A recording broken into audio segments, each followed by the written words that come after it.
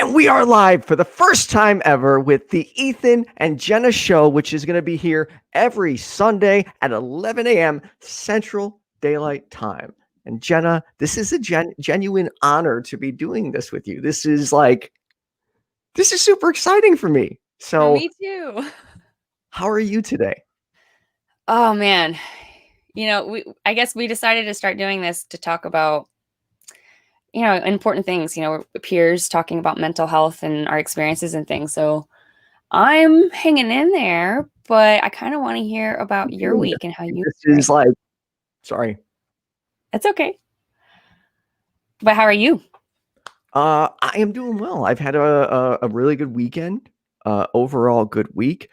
I gotta say, so Wednesday, I did that roundtable on depression, and for me, it was very therapeutic. It just felt good to get it all out there, and it was kind of refreshing seeing like these other men doing it too, because for me, uh, there's a stigma around men's mental health. We're supposed Mhm. to tough it out, not show our feelings. So it was nice that all of us just got to do that and express ourselves freely. Yeah, so I guess it kind of turned out that I actually missed it. I was mentioning earlier that I feel really bad that I missed the Faces of Depression show because I was depressed. No um, reason to apologize for that. uh, yeah. I mean, you know how it is. Yeah, and it sucks. Not everyone understands it, but sometimes you can't do it. You can't just flip a switch and just be like, "Hey, I'm going to pretend to be completely fine on camera." You have to take care of yourself first. Well, there are times that, at least with my experience, I'm on like a plethora of different medications. And so it's like if I so what happened like was one day I have these little boxes that I refill, and it makes it easier to just get up in the morning, just take them and go. And so for the week I had run out, so I had to refill them, which takes a few minutes. And then in order to do that, I had to do something else first. And in order to do that, I had to do something else first. And in order to do that, I had to do something else first. And so it was just like this domino effect of, oh my, I just can't do it. And if I can't take my meds today, I'm not going to be able to function. So I'm just going back to bed. And it was just like this shutdown. So I, you know, I'm sorry. It's it good is we're what it talking is. about this. It's true, but it's good we're speaking out and Yeah. trying to put more attention. I mean, that's at least my philosophy. If something shouldn't be talked about or people don't want to talk about it, shine a gigantic light on it so people actually start talking about it. I mean, this is hard for us to talk. You and I have both been on plenty of shows by now, and this is still really difficult. Right. Like, I can feel my blood pressure rising. Like I just mentioned right before the show, my watch gave me an alert. My blood pressure is getting high because this is a deep subject that there's a lot of, I don't know if skepticism is the right word to put, but there's a lot of, what would be the right word to apply here, about people that don't necessarily believe you, that say, oh, well, just get over it, get out of bed, just like Jerk. well. Well, and that's one of the reasons I want to talk about it, because I want to get through to people who think like how I used to think, because I was constantly one of those people that when someone would say they had anxiety or depressed, I would, in my head, I'd be like, they just need to get over it. What's the big deal? Like, they're just being drama queens. Like, that's how I thought. But the thing is, as terrible as a mentality as that is, I genuinely didn't know better. I didn't understand. Right. Like, I didn't realize it was a chemical imbalance because I was just always taught that, hey, you just tough it off, get some dirt, wipe around, push through it. I didn't know any better. And I would like to reach those people because I don't know, people need help, man. Um, and Interestingly enough, I was kind of the opposite as you. Like, I was the kind of person to say, get over it. Happiness is a choice. Like, I'm fine. I'm good. Like I have problems too. Okay. You know, we all struggle. We're all people. Let's just get over it together. Right. And I would just dismiss it, because if I could dismiss it, you should be able to dismiss it. And what I was doing is I was dissociating. I just completely wrote off all emotion and just shoved it somewhere. I had no idea where I was putting it, and just decided, okay, I'm just going to be happy today. And I thought if I could do it, everybody could do it. And if I can do it, then that must be the right thing to do. Turns out It's not. that's extremely unhealthy. Yes, and it leads to more problems. Yes. By the way, if you are watching us on Facebook, I included a YouTube link in the description. It would help us out tremendously if you switched from Facebook to YouTube. Hey, you want to get to our first caller ever? Woo! Sweet. I'm excited about this one because he's actually a close personal friend. Rick Lockhart, you are on with Ethan and Jenna. How's it going? Ethan and Jenna, you guys have a great show. I'm so glad you're doing this. This is it's a conversation that really needs to be had, and I'm glad you two are taking a charge at it. And thank you for having it for those of us that need to have some familiarity with other people who are experiencing the same mental health or just mental health issues in general, like you all are. So very appreciative of you all having the show. Oh, thank you. Thanks for calling in and supporting us. Well, absolutely. So I was listening to the conversation, and a couple of things jumped out. Specifically, Jenna, when you said or mentioned, the skeptics out there. I'm aware that mental health, there's even a disparity and skepticism in certain communities, like the Black community still has a struggle with understanding the nuances and the severity of mental health. Right there, I think that there is a difference in visibility when it comes to mental health struggle. Like, for example, I think I'll use myself as an example. Like even the decision to start going to therapy, I was skeptical of telling people because of the years of, as you all have shown an example, the years of, well, you just need to get over it. You have no reason to be sad. Mental health is, or Black people don't suffer from mental health, or, all of these other things and reasons and excuses that come up with wanting to take your mental health into your own hands. I believe we're getting better as a community, but I think that there's still the disparity there between how Black Americans look at mental health and the need for mental health services versus other communities out there. But I think that it's important enough that there's some visibility that's been given, but that we continue to push for more visibility, for more people to take a moment, especially even in as Ethan put it earlier, men in focusing on mental health. Right? There's this understanding, or this kind of mindset that you got to be strong. You don't have time to pay somebody to complain and share your sad stories with. You know what I mean? And it's like, but that's exactly what you do need. You do need someone there to be able to navigate through mental health and wellness.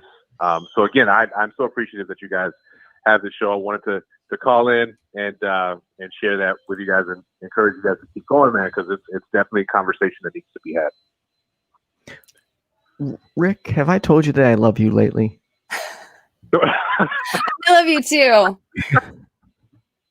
I'm actually working right now on the show that you and I just did for Atheistasis Part 2, talking about racism for white people, basically. I haven't posted it quite yet, but it's going to be posted today, this evening sometime. So thank you, Ricky, for doing that again with me. And thank you for calling today, for letting us hear your perspective, because like you say, that there's a stigma around mental health for Black people. And Ethan, you say there's a stigma around mental health for men. And I'm noticing, it seems like it's assumed that mental health is for, women and children. Yep. And it's somehow linked to weakness. And that's very interesting, because it's a healthy thing to do. We've learned I've learned, at least, I'm not a psychologist, but I have learned through research over time that it is extremely healthy to talk about things. And I think both of you at this point, both of us have talked about mental health on YouTube together. And afterwards, it just feels so much better. It does. And I do want to go into one thing with Rick said about, you used a specific word, Rick. You said, no one wants to complain or, and that's the problem is we feel like it's complaining when we want to talk about our depression and our problems. Me specifically, I have trouble with that. Like for instance, the one day when I decided to do a stream on mental health, I didn't think about it. I just kind of forced myself to do it, which may not be the best. But the problem is I know it needs to get talked about. And I don't want to be just another person biting my tongue and pretending everything's great and happy all the time.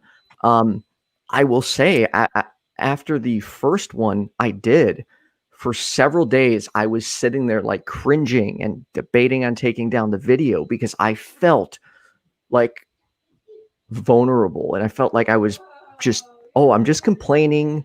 I don't have it that bad. And I just sat there like, nope, do not think like that. This needs to be out there. So it's a struggle. In the back of my head, I still feel like I'm complaining or like I'm just being weak and I need to get over it, even though I know that's not correct.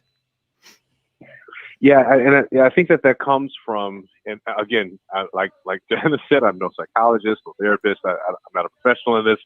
This is merely based off of own experiences and observations with people. We it maybe even as a society or a country, and I don't even know where to pinpoint it, but it's often been taught with the I guess the unfortunate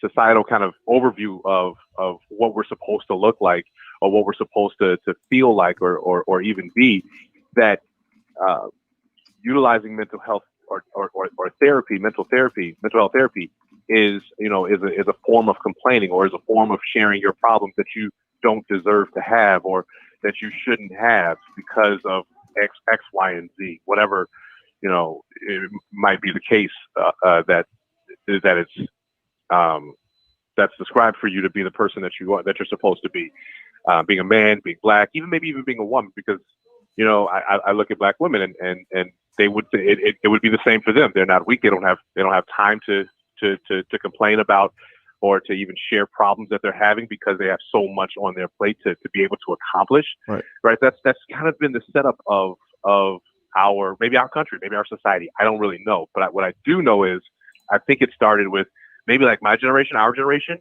in gaining visibility of how important mental health and wellness is, and trying to push for more visibility on mental health as well. I'll share a quick story before I get out of here, guys. I know you got several calls lined up. We actually do, which is pretty exciting. Nice. That's good. Yeah. But I want to share this. We have full lines. Sorry. No, that's cool. I don't think I shared this on a show yet, but when I was working at a company, a staffing company, one of our clients was a large medical company here in the Chicago area, hospital company, and they had a fundraising event, and we were one of the sponsors of the fundraiser event, so we were able to go. It was a casino night that they did. While we were there, their focus for the fundraiser that particular night, and I think this was like maybe 2 or 3 years ago, was for adolescent mental health. And as the keynote speaker got up, one of the doctors, she indicated that unfortunately, when budget cuts take place or are being considered or evaluated, the first place that they go cut is adolescent mental health. That's the first area that is subject for defunding or for funding removal. And I thought that was so baffling to hear that hospitals or medical groups are looking at mental health services as one of the first places to cut for funding and budget. That's horrible. So the more people talk about it, the more visibility it gets. Maybe the need will change drastically for for that funding to stick around for those services. Yes. That's Thank you, Ricky. You guys keep doing the show, man. Thanks you so much Rick. for it. I Thank appreciate you. you calling in, Rick. Absolutely. All right. Take care, guys. You Thank too. You know, that is so interesting, but not surprising that mental health is seen as like an afterthought because, right, no blood, it doesn't count, right? You know, if you in a fight, if there's no blood, it doesn't count, kind of thing. Yep. But it's almost like it's the mental health that controls everything else. It is. Like you really have no control. Like, wow, I just lost my train of thought. I hate when that happens. It's going to happen a lot. That happens to me all the time. This is going to be so much fun. It'll be like the first ever all ADHD show where we lose our. This is going to be interesting. But you know what? We have each other to kind of pick it up, though. So we'll be, right. You know, you said we have more callers, though? Yes, we do. This is awesome. So, yay. Real quick, trigger warning, we are covering a heavier topic, and also we do not have a call screener. We just have an automated call screener. So, fair warning, this is live. Anything can happen. All right. Katie, you are on with Jenna and Ethan. How are you? Hello, I'm doing okay. How are you today? I am doing good. We're hanging in there. What's going on? Okay, well, as some people might know, I believe it is Suicide Prevention Awareness Month. I did not know that. I would like to share with some people my personal experience, not only as an adolescent, but also as an adult with chronic suicidality issues and the mental health system. I've experienced it in several different counties across my state, but I also had I also got to experience it in a state that's very far away, and it was very, very shocking, to say the least, how different things are. It's also we also need to find a way to, I believe that we need to find ways for the generalized community to kind of sort of not handle things with, for lack of better words, kitten gloves. Kitten gloves, what do you mean? So, like, as a juvenile, I had a lot of issues. After my mom passed, my first thoughts were, I want to be with my mom because I was being abused by my dad. So that was my first instances with the thoughts, and then eventually they became intrusive and that type of thing. Well, when the child mental health system basically is throw them in for a couple weeks, then send them to a partial, and then the insurance will kick them out of partial after a couple weeks because the insurance doesn't want to pay for mental health care. And that's pretty much from what I've heard across the board. But also children who just have depression issues will often end up in places where there are children who are there for committing actual crime, which is very horrifying. It made it a lot more difficult in my experience and some of my friends' experiences to open up and be okay to a degree with getting future treatment, because it almost made depression or anxiety feel like it's almost illegal. Okay. Because when you're thrown, like I was in therapeutic foster care, which that's a whole bundle of joy, so to speak. So lots of interesting characters. Go ahead, Ethan. No, sorry, Jenna, please. So it sounds to me like you had an experience. You were put into the foster care system for a brief time because you had an abusive parent, abusive father. Yes, and children youth decided that there was too much evidence. Oof. And so there were issues with your insurance, and so where did do you mind if I ask, where did you end up? What happened? I mean, obviously you're okay now, but I mean, I went from foster home to foster home. I did have a foster parent who told my foster siblings about things that happened to me. They started bullying me, so I did unfortunately freak out and beat the crap out of it. It was literally the only time I ever beat the crap out of anybody. So I was thrown into a residential treatment facility. Sorry, I was going to say, how are you taking care of yourself now? Huh? How are you handling that now? That kind of emotional. Nowadays, I'm still working through a lot of issues. Throughout my life, I've been hospitalized 58 times for suicidality issues. Not exactly proud of it. Well, it just sounds like the system's letting you down. Like there's a lot of issues with the system itself. What do you think? Like, what would be one thing we could do right now to improve it or improve your situation? Right perhaps? now,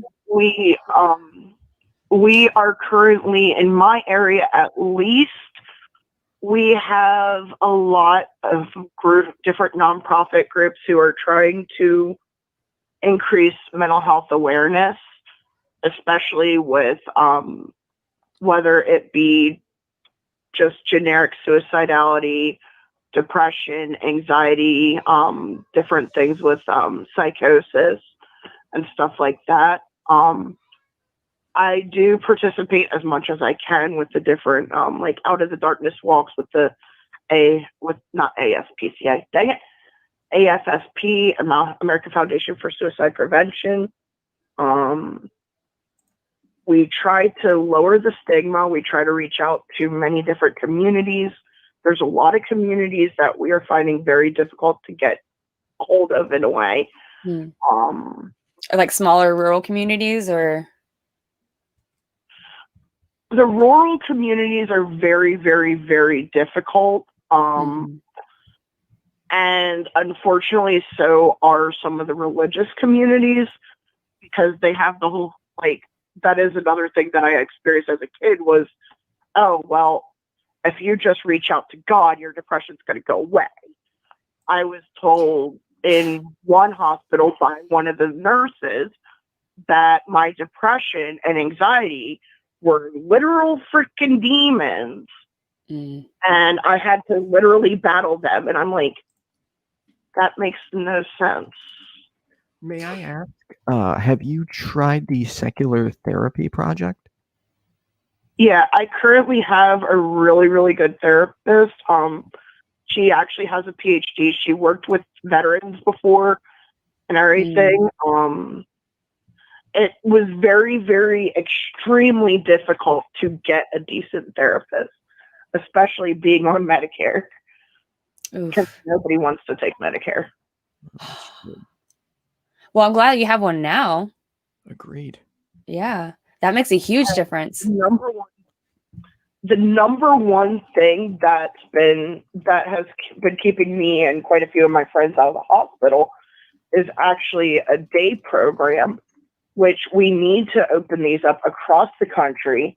They are very great for helping integrate into community, create a community, and they also provide socialization and stuff like that. I mean, right now with COVID, we can't really meet in person. Right. Almost everybody and their brother has a pre-existing condition, so not exactly a good idea.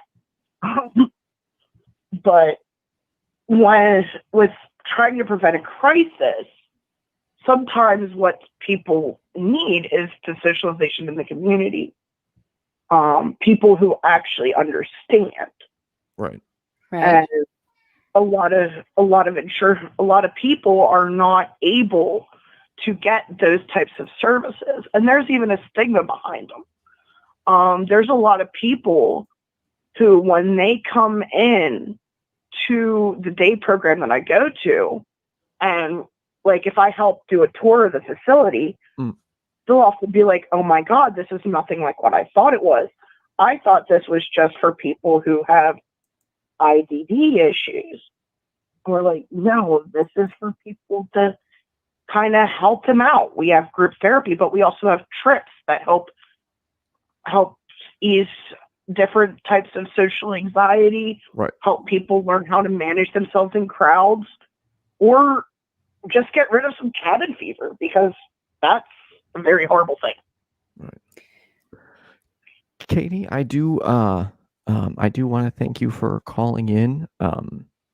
We do need to move on to our next caller, but I'm glad Sorry, you I found get a little bit ranty sometimes. that's No, okay. no, it's all Glad important. you found a therapist. That's what we're here for. And I hope you continue to get the therapy you need. Thanks, Katie. Thank you so much. Yeah, and a little bit more on that. I want to add that, something I mentioned on another show recently was that it'd be interesting, as an alcoholic who quit drinking with the help of AA.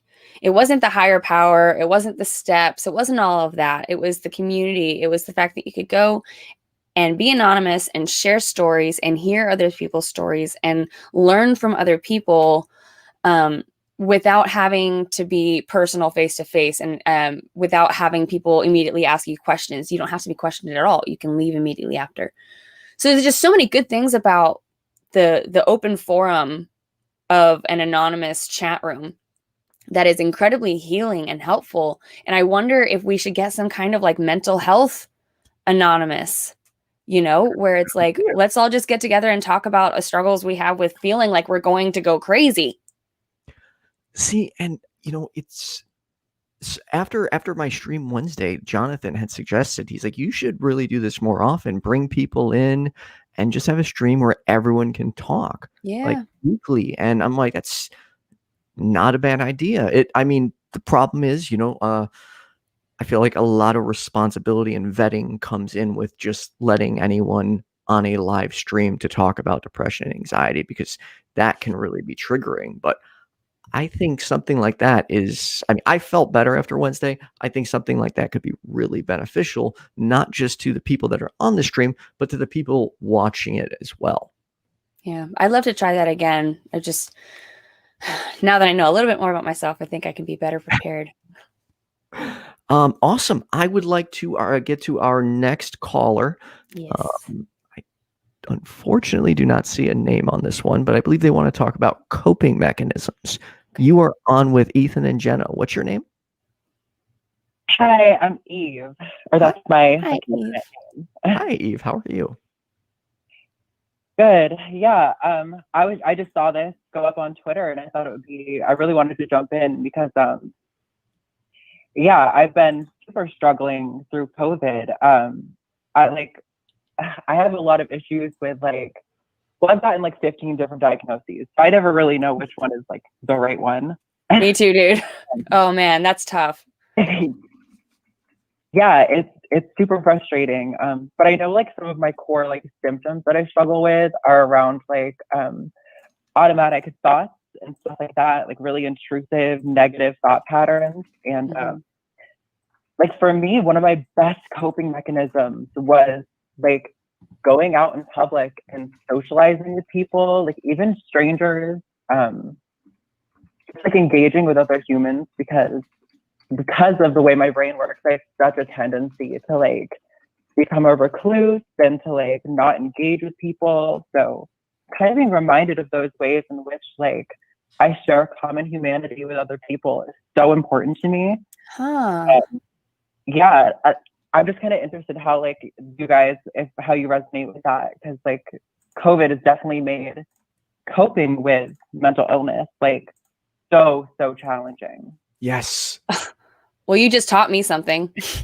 Because I've been struggling with isolation majorly. My husband's essential and he works long hours, and so he's gone all the time. So I'm alone at the house like all the time. So every now and then I get out and actually see this awesome group of YouTubers, but like very small quarantined group. But that's very helpful to hear that getting out and reminding yourself of how human we are and not getting so trapped in your head can be helpful. That sounds like that's what's helping you, Eve. Yeah, definitely. That's awesome. Yeah, because I mean, I think the previous caller had mentioned being hospitalized a bunch, and I definitely got hospitalized a ton when I was younger. It's just so easy, I think, when you're a young person or a person with mental health struggles, that just kind of like assume you're the only person who deals with these things. And yeah, just kind of being reminded the ways in which, like, maybe on like a lesser spectrum or something, but that everyone kind of shares some of these struggles is like, just, I don't know, that really is like what it helped me get through most days. So not being able to like make conversation with the cashier at Target is like kind of a huge pain in the ass for me. But that's okay. You know, it's okay to every now and then not be able to chat and not be able to make small talk and say, you know what, I'm having a bad day. You know?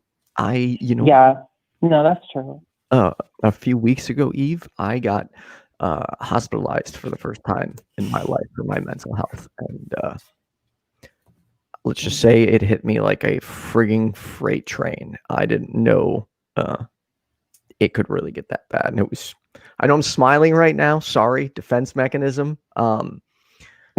It sucked.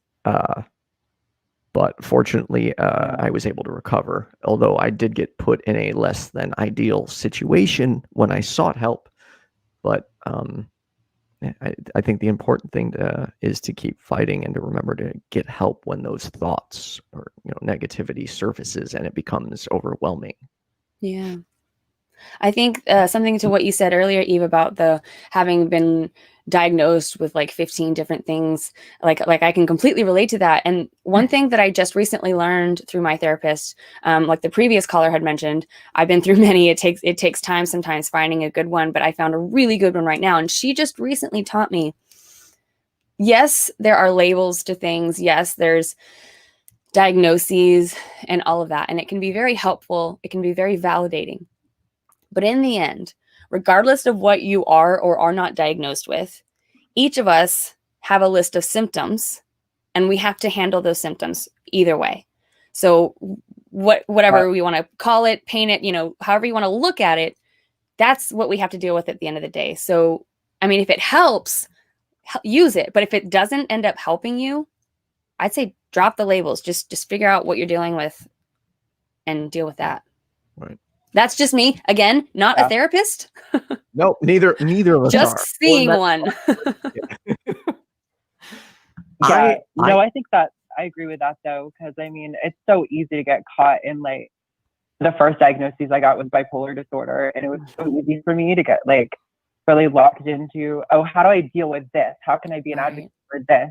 But it caused me to ignore the other aspects of like, my symptomology and my issues that impact me sometimes on some days like more than what could be described as like bipolar. So I definitely agree. I think sometimes the whole concept of getting a diagnosis is almost like more of a setback than really like a path forward. And I'm such like a problem solving person that for me, like I really wanted that path forward because I was like, oh, well, if I have this, I know how to solve it. It's no problem. But exactly.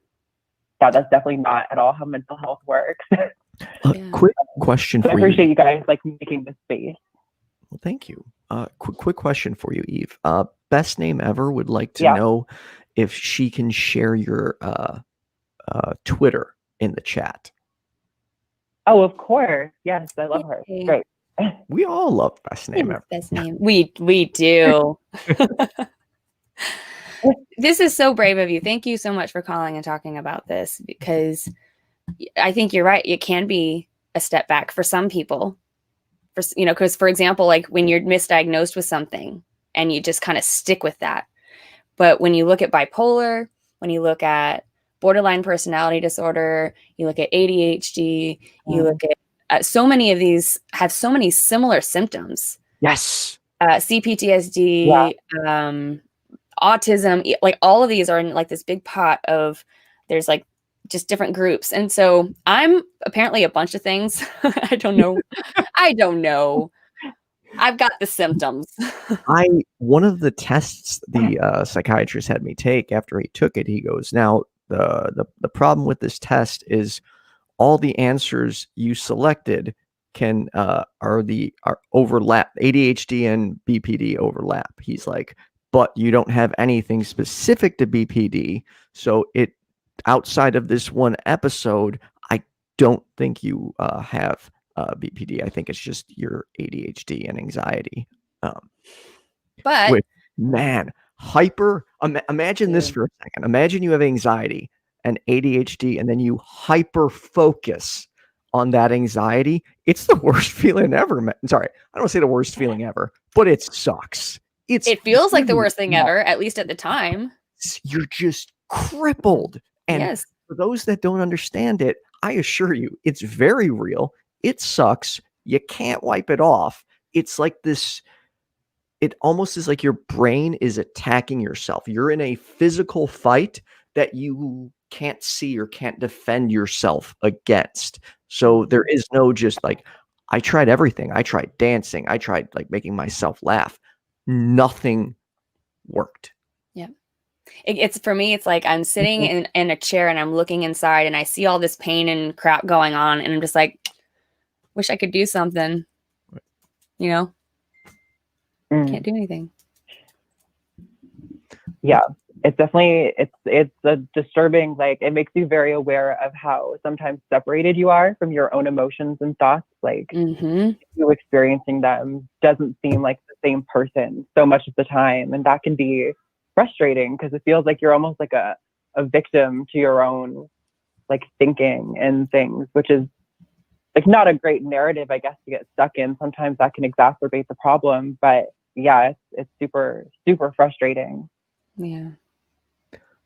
Eve, I want to thank you for calling in and sharing your experiences with us. Thank you, Eve. It's so nice to meet you. Good luck with everything. Yes. Call us back. Bye. Bye. We do have lines open. If you'd like to call, the number is at the bottom of the screen, 708-554-7836 or 708-5-LISTEN. And we're here every Sunday at 11 a.m. Central Daylight Time. There is a comment that's a little frustrating that we received that I'd really like to touch base on. It's two comments. So I just want to, for context, here's the first comment. Why would Americans need so much mental health treatment? But here's the one that's frustrating.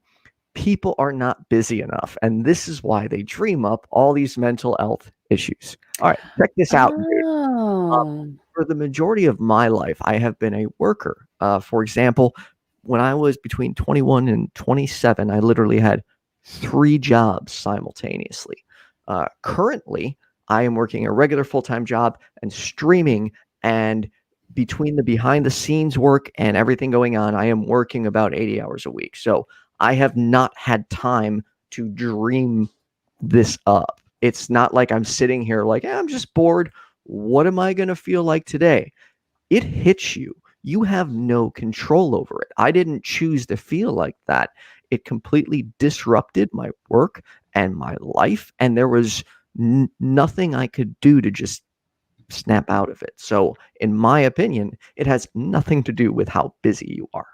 One thing that I've learned is that the harder that I try to just snap out of it, the more impossible it is for me to snap out of it. It's the fact that I've been just snapping out of it my whole life that's creating this problem, for me at least. It's learning how to feel angry at times and allow that to happen and not just snap out of it, so that I don't every other day or every 3 days or every 5 days have this volcano blow up where I have no control over an outburst. Because what happens, and after doing research into this, is I've learned how pressure builds up, like stress, cortisol actually builds up in your body and needs to be released in some way, whether it's exercise, whether it's by deep breathing and releasing it that way, or whether it's taking medication, or there are several ways to release this stress. But you have to crying, laughing, sex. That's a good one. But there are ways. Right. Even like cuddling seems to really Cuddling releases oxytocin. Yes, there's all kinds of ways that helps. But when you max that out, it takes time of helping before you can kind of bring that down sometimes. Because sometimes you've been bottling it up for so long that how is it in physics? Equal actions. Every action takes an equal and opposite reaction. What is it? I'm not saying that right, but. all right, here. Let me Google. For every action, there is an equal and opposite reaction. Right. And so things happen to you in life. You know, your chemicals of your body change, and you have to handle that, because it's the fact that we try to force ourselves to say the same is my issue. I force myself to stay, I did this thing right, so I have to do that right thing every time I do it, or I'm not right. And that is impossible. And that creates stress. That right there creates unnecessary stress. This is one of the reasons that we keep talking about this, when it has to do with our indoctrination growing up, is because it has created so much unnecessary stress that now we're stuck with trying to figure out how to handle it. That's been bottled down since we were kids. So it's really, I am so glad that this seems so unfamiliar, that it seems like a hypothetical issue. You just please thank your lucky stars that it sounds so crazy to you. I'm glad that you don't have this problem. I truly am. Same. Although I wish you understood it. I mean, can he, if he doesn't understand it? You know, I mean, he could ask more questions possibly, but it kind of seems like he's doing that. I don't know. The way that I would personally describe it, if I could describe it, is, okay, so imagine a corn cob, and each kernel of corn is like a razor. Now put that razor between my ears and turn it on. It's spinning now. That's what it feels like. That actually sounds horrible. That's what it feels like. I was thinking about that the other day. How would I describe this? That's the best description that I have. And if that makes me crazy, no, fine. But I still have this symptom that I have to deal with. So maybe it is some mental health issue that I'm cooking up, but other people seem to have them, and other people have ways to cope with them. So that's what we're going to try to do here, is try to figure out how to cope with them. Yes, and actually help people along the way. I would like to get to our next caller. All right, we have Ryan. You are on with Ethan and Jenna. How are you? Hello, I'm doing fine. How are you guys? Doing well, thank you. Doing pretty good, thanks. So yeah, I'm diagnosed actually with schizoaffective disorder, which is do you mind if I ask what that is? Schizophrenia and a mood disorder. And currently I'm disabled because of it for the past 8 years. But in the past 8 years, I became really vocal and became a mental health advocate, and actually worked for NAMI, which is a National Association of Mental Illness. Mm-hmm. And they have a program that it's called Ending the Silence. that goes to schools and actually advocates and talks about mental health and suicide prevention and all these other things. And I basically go around high schools, colleges, and telling them my story. Wow. And we do presentations. Yeah. That is so awesome. Yeah, it is. I always wanted to be like you. Thanks. Yeah, I mean, it wasn't easy at first.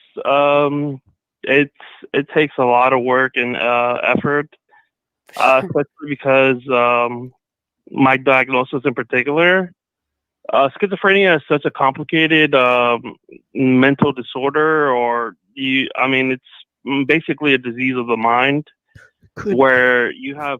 Ryan, Go real ahead. quick, for those watching, could you give like just maybe a 30-second overview of what schizophrenia is, or your understanding of it? Well, schizoaffective, right? That's different from schizophrenia, right?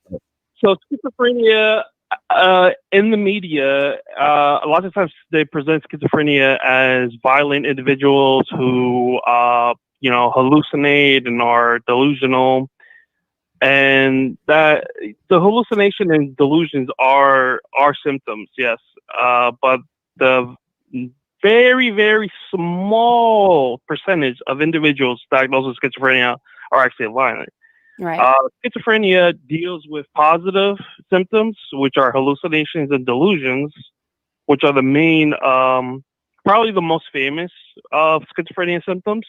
But you also have cognitive symptoms where it's really hard to function and think and do critical analysis and really I can't go back to school because of how severe impaired my cognitive functioning is.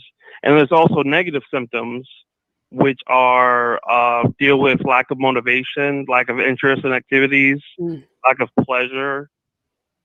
So yeah, I mean, when I hallucinated, when I had my first psychotic episode, I actually had a direct experience with God, where I had like a direct revelation from Him, and it was really a really crazy experience where I can't really put into words what exactly happened to me. But then it spiraled out of control from there because I was actually a lot under stress. I was going to university at the time, and I was already suffering from major depression disorder. Mm-hmm. But I hope that kind of gives a summary. So wait, you still? Do you mind if I ask? Do you still believe that? No, I'm currently atheist. Actually, Okay. It took me a while to deconvert from that belief because my hallucinations dealt with actually hearing and seeing demons as well. And for some reason, I have delusions of grandeur where I thought I was actually Jesus reborn as well. And I somehow had a mission to save the world. And this is called a messianic complex disorder as well. I don't believe this anymore because once I started, learning more and I started right away. My family knew something was wrong with me and my friends. And maybe not wrong. Just real quick. Not wrong. Just different. Go ahead. Thank you. Just real quick. Just so you know, not wrong. Just different. There's nothing wrong with you. Yeah. You're just different from them. Yeah. Thank you. I lost track of. I'm so sorry. I just couldn't let that go. But you were talking about you said that your family helped you and they found out that there was something that seemed off to them. Right. So I saw my psychiatrist really early on, and he put me on antipsychotics. And it took a while for them to work, but eventually, the hallucinations and delusions started to diminish. But I also kind of still believe that whole experience because, it was real to me. And I went on this kind of journey of discovery for myself because I started researching physics, psychology, psychiatry, philosophy. Like for me as an individual, my psychiatrist and therapist classify me as a high functioning schizophrenic Okay. because for some And that reason, means that you can function in life, right? What'd you say? I couldn't hear you. That means that you can function kind of in everyday life, right? Like you can have a job. Is that what that means? Oh, well, like if my negative symptoms weren't as severe, then yeah, I could handle the job and go back to school, which I tried to do, but I couldn't. Okay. But in terms of cognitive functioning ability, even though it's impaired, it's still like above average. So that's why they classify me as high functioning. Okay. Because usually people, so sometimes the cognitive impairment is so severe where they really can't function anymore, and it's really sad because a lot of schizophrenics end up homeless. Yeah. And then they end up in a homeless, or then they end up in the cycle where people say, "Oh, they're just homeless because they don't have a job," and then they're Yeah, it's really sad that It is. a very large percentage of the prison, jail, and homeless population is actually suffering from some sort of diagnosable mental disorder, and we are not doing really anything to help them as a society. We're just watching them suffer in silence, pretty much. Actually, I went to jail for a week for a DWI, and I got what they call trustee, where I could like work and volunteer at the jail to get time, to get 3 days for one. Okay. So my sentence was 21 days, but I got it reduced down to a week because I worked. And there I found out and learned through people and watching that apparently it's better for people to get picked up by the police and taken in because they get food, they get shelter, they get, all kinds of at least basic necessities met. Sure. It's so sad. It gets some kind of help through being in jail or prison. Like it's some jails and prisons will actually have a psychiatrist or a psychologist there, and will probably diagnose them and give them some sort of treatment. Right. But it's still kind of like a lot of people fall through the cracks. You know what I'm saying? Of course. It's not you can't build on a nothing support system. It's like, here, we'll diagnose you, but you got to figure the rest out. It takes a lot more than that. Like once you slap some pills and like you're diagnosed and you take medication, it's like, oh, you're all better now. Like, no, that's far from the truth. Well, it creates like medications. They only help so much, and there's a lot we still don't know how they exactly function in the brain. Yes, and they can create way more problems. I know for me, that's like what happened when I my seizures. Like I was getting on more like medication, then I was getting on another antidepressant, then my stomach was getting messed up, so I was getting on stomach medication. Before you know it, you're on 10 plus medications multiple times a day, and literally like all the money you're bringing in is just going to pay for those medications, even though you have insurance. But it's just crazy how we need to improve the American healthcare system, particularly in mental health. The way psychology and psychiatry works, especially with medications and diagnosing people and trying to give them the right medication, is usually a trial and error process. It's like, here, try this. Yes. Okay, that's not working. Here, try this. Right. Okay, here's not working. Let's try these two together. And and all those medications have side effects. And sometimes the side effects are so bad that pharmaceutical companies don't even tell you about those side effects. Like there's been a lot of lawsuits from people for pharmaceutical companies not actually being truthful about all the possible side effects. Yeah. Go ahead. Sorry, no, you're right. It takes dedication. It takes a team of people. It takes a support system in your home and where you live. It takes supports. You have to be able to support yourself emotionally. You have to be able to support yourself financially to have consistent medication and be able, because most of this medication takes time to build up in your system before it even takes effect, before you can even see if it works. And so, Sure. thank you so much for calling and bringing this to our attention, because this is so important. Great. But kind of like what you said. You guys are awesome for doing this. I love you guys. You guys are awesome. Yeah, thank you, Ryan. But it kind of like what you said. I had a kind of a similar experience. Only I'm not on so many medications that I went that far. I'm on so many medications that I wasn't able to eat, and now I'm still struggling eating. Like you don't have like a taste for food, craving for food, or you don't want, like it actually grosses you out. It's like I go to the fridge and I'm looking and I see vegetables and I see bread and I see, almond milk and all these different things. And it's just, nah.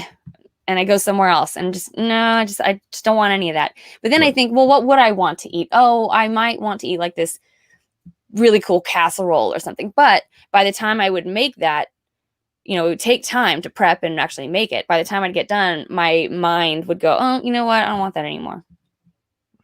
And so I started losing weight. I lost, this actually past week, lost 5 pounds. And it's all because of trying to balance this stuff out. I've been working on this for almost 10 years and still trying to balance this stuff out. And it's not like people can do this without a home. Nope. Right. It takes a lot of support and effort from other people and yourself. Yeah. Well, Ryan. Well, thank you guys. No, thank you, Ryan. Thank you, Ryan. Have a good day, and I hope you continue to get the help you need. Absolutely. Thank you.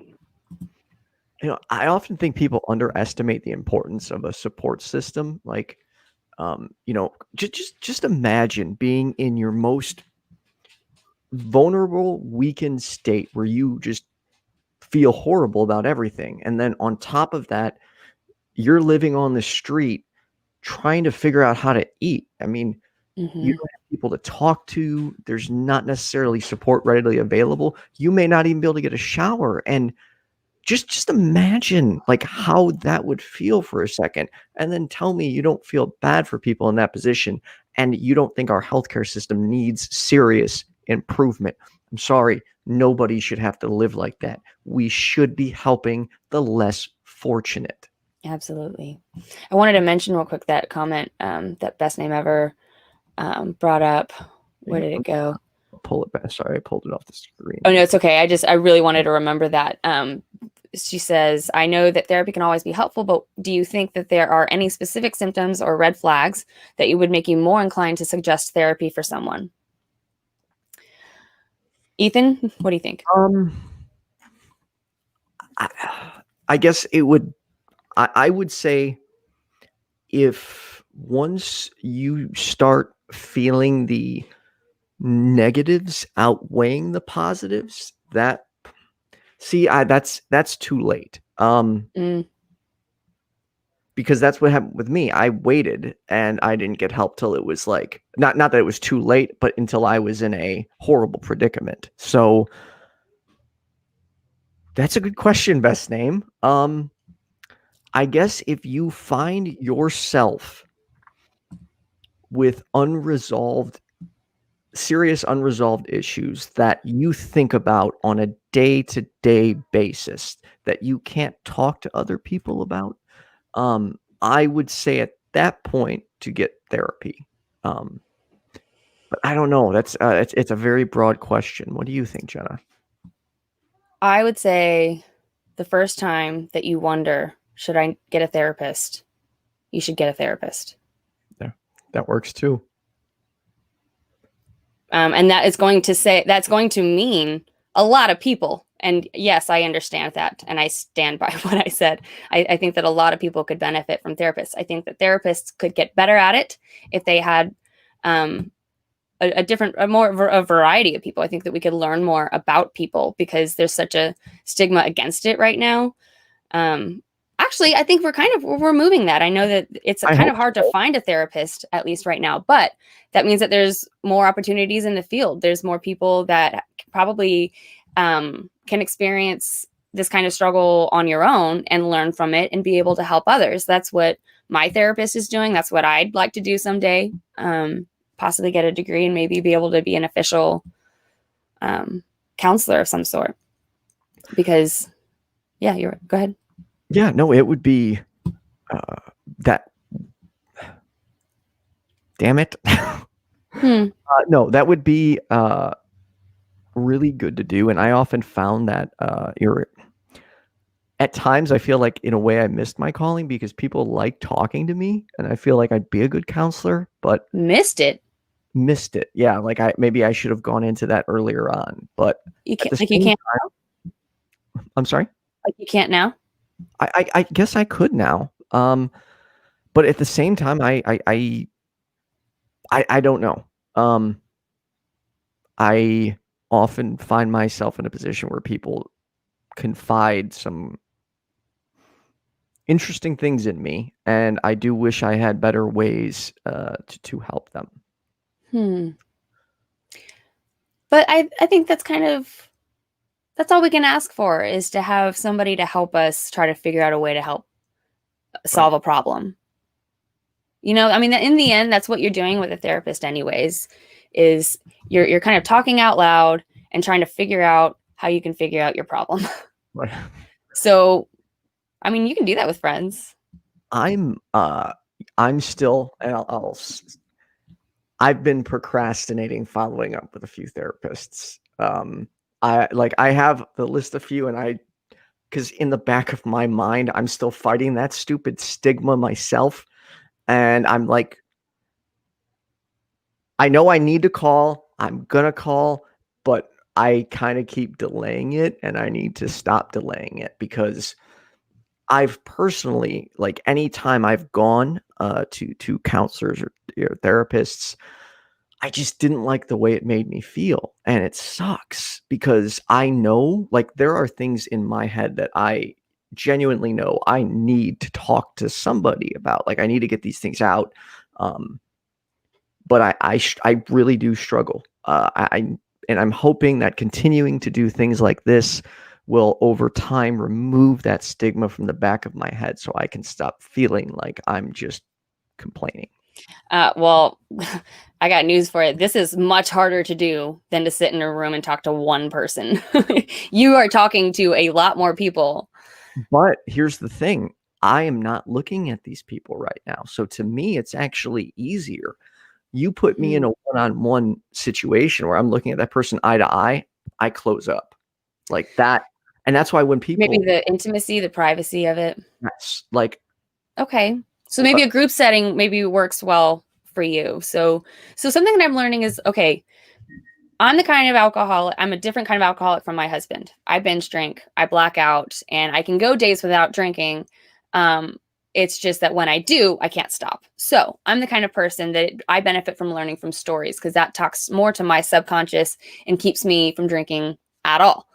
Now, my husband is the kind of drinker that it's hard for him to go a day, right? Like it's just a different kind of drinker. He doesn't have to drink as much as I do. He doesn't get necessarily drunk, but it's harder to go a day. And he doesn't benefit from the group talks. He actually gets more stressed out and wants to drink more from hearing those kinds of stories and being reminded of the problem. And so something that I'm learning is that everybody just works differently. Find out what works for you. But the point is that you have to try so many different ways. And even if you've tried everything, then try it again because you've probably changed in some ways, and something that didn't work before may work now. And there may have been a different way that you didn't try. You know, Ethan's way of meditating may be completely different from my way of meditating, you know? Because I don't know how to meditate. Exactly. So there's just so many things you can try. The point is, it's hard to remember this when you want to give up. It's really hard to remember this. But that's what life is. is it's up and down. It's fighting through. It's keeping on. It's not perfect. And there's no like end goal. There's no, okay, I made it. No. You know, and I think the scary part though is, okay, so I suffered from depression for several years, and once I recovered, I thought I was done because for most of my life I was this happy-go-lucky person until like 2011, 2012. So I'm like, great, everything's back to normal. I'm going to be happy every day again because that's really how I've been most of my life. And then, like I said a few weeks ago, I got hit. So now in the back of my mind, I have this fear like, what if that happens again? Am I going to have to deal with this again? Was this hopefully this was a one-time thing, but it created a fear in my head. And now I'm terrified to go back there, and I will do anything I can to not go back there. So that will be my motivation to eventually. No, I'm going to make a commitment here. By next Sunday, okay? We're here every Sunday, and everyone here can hold me accountable. By next Sunday, I will at least call the 4 therapists that I have narrowed it down to and set up an appointment. So that's my commitment to you, Jenna, and the audience. May I make a request of a modification? Sure. Just promise yourself that you'll make one phone call. Okay, that's a better one. I'll call make one of them. I like that. Okay. Whew. Thank you. It's so much easier to take that on than to take on a whole bunch of things. You know, that's something I learned from addiction. Just one day at a time, one moment at a time makes it so much more manageable. That's true. We got a question from Puck. I asked at the roundtable last week, how do you find the balance between taking a break when you need it, fulfilling obligations like work, family, friends, and schedules? You know, I am okay. So I'm fairly new to this YouTube thing, and I am trying to learn, find that balance, because I am the type of person that when someone asks me for help, it's just, yep, there's just no doubt in my mind I have to help them. Like, I don't like not doing that, which of course at times can put me in a position where I'm putting myself out, but then I rationalize it and I say, yeah, but I'm helping someone and that makes me feel better. So I don't have a good answer here because I truthfully do not know. I can tell you the one lesson I did learn was actually from Eric, Murphy, and V. They had it was when I called in to talk, Ethan. Eric had warned me, like, you can't be replying to everybody all the time. And I'm like, and you even had said the same thing, Jenna. And I'm like, no, I can do this. And I'm like, holy shit. I like looked at my hours one day and I'm like, I'm spending hours a day just replying to every message and having detailed conversations with everybody. I'm like, I have to slow this down. And that break kind of was that kick I needed. Like, okay, yes, keep to your commitment, reply to everybody, but not within a set time frame. Like, when someone messages you, you don't have to immediately message them back right away. So Puck, I hope that answers your question. From my standpoint, I am doing my best to still actively learn. And one of the things I also need to fit in is time to start studying and honing my own craft as an atheist speaker. What about you, Jenna? It's so funny. I'm struggling with the exact same thing right now. I'm pretty much as new as you are. I think you actually started putting out regular videos before I did. So you're more seasoned than I am. And I think that I struggle with very, very much the same, maybe not the same mental health issues, but a lot of the same symptoms, at least, as you. And I'm struggling with, like, for example, I promised you on Wednesday that I was going to do the Faces of Depression because I intended to, and it was important to me, and I wanted to help you out, and I wanted to do that. But then my emotions took over, and there became a moment where I had to make a decision. Where I was like, I have a commitment. I have somebody that I feel like I'm going to let them down, and then I'm going to feel even worse. Is this worth it? All of these things going through my head. But at the end of the day, I realized These are good people. And the whole point of this is that we're talking about mental health, and we're talking about how to take care of ourselves. And what I needed in that moment, I hadn't taken my medication for 2 days. I don't know that I would have been able to put a sentence together. I actually tried putting sentences together before that day and couldn't. So I had to take care of me. And Yes. so my recommendation is, when you have to take care of you, take care of you. Like, you have no other choice. Take care of yourself. And if you can help out, if you can do it, be honest with yourself. But then learn from it. Reevaluate afterwards. Say, hey, was that a good idea? Monday, I did 3 streams back to back. One was live in the middle, and the 2 surrounding were recorded. And I was like, okay, I don't think this is a good idea, but I'm going to try it and I'm going to see what happens. Turned out at the end of the second stream, I learned this is not a good idea. Now I know for next time. Do not do 3 streams back to back. I've done that actually several times. Right? But they You were live and you all learn. And one time in particular, there was 2 streams at the same time. So I literally jumped into one stream. I was there for the first half hour. I exited, went into the other stream on the other channel, was there for a half hour, and then went back to close up the last stream. I was like, yeah, I'm not doing that again. But that was some poor scheduling on my part.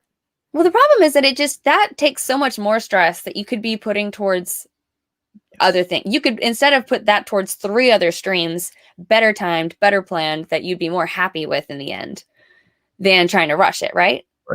So but it's also not beating yourself up. It's learning about the balance, learning about the fact that we are new to this. And even if we're having fun doing it, and, people are enjoying at least some of what we're saying, we are new, and we have to go easy on ourselves. And I think that so far, the people that we have following understand. They've been watching, they see, and they're getting to watch us learn. So that's even better. Sorry, I'm ranting now. No, please.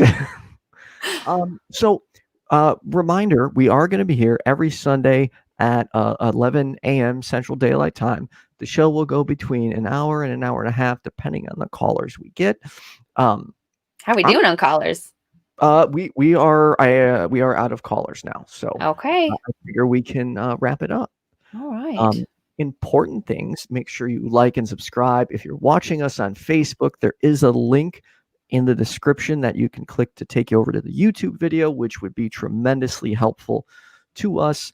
We just need to get about 60 more subscribers till we can get a custom URL. So if you can help us get those 60, share this channel, give us a hand. It would be incredibly helpful. And also, I would like to thank all our callers for reaching out to us and sharing your story with us. And everyone in the chat, y'all are awesome. I love the comments. I love the links, the recommendations to Secular Therapy Project and Recovering from Religion. That's a hugely available and helpful resource. Yes.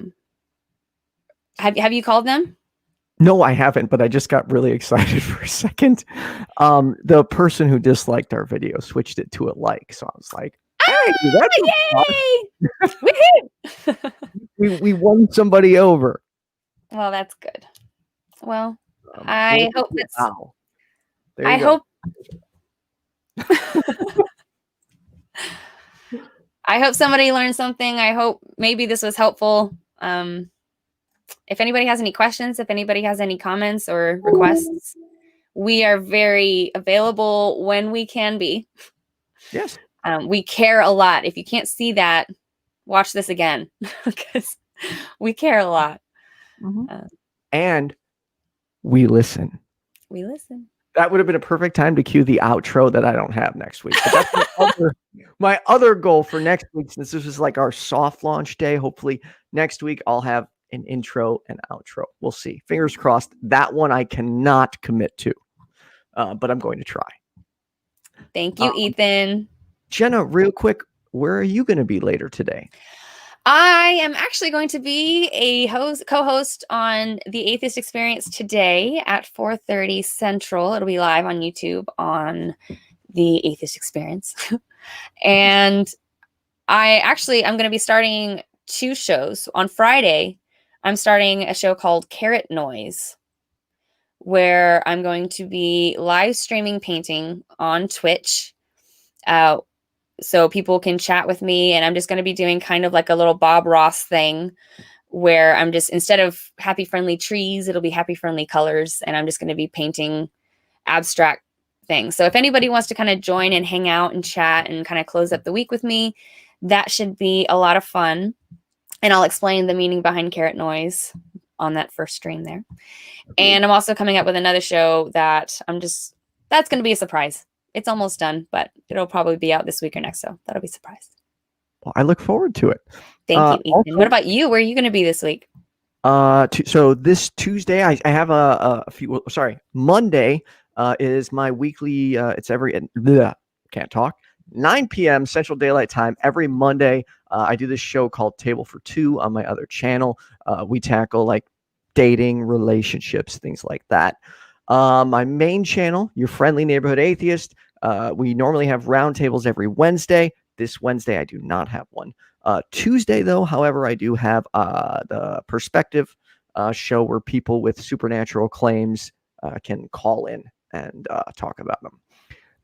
Outside of that, I don't have any other shows this week. I just got back easing into this. So probably next week, I will be back to my normal, full, crazy schedule. Yay! So, good to have you back. Thanks. Go to youtube.com/Jenna Belk and subscribe to Jenna's channel. Go to youtube.com/YFNAtheist and subscribe to my channel. And our channel. And oh yeah, I said that already, but yeah. Oh, okay. Also, everyone's been great. This was an awesome first episode. I did have a lot of fun doing it. And I look forward to working with you each and every week, Jenna. Thank you, Ethan. This is awesome. I can't wait to do this all the time. Awesome. Well, everyone, I hope you have a good night.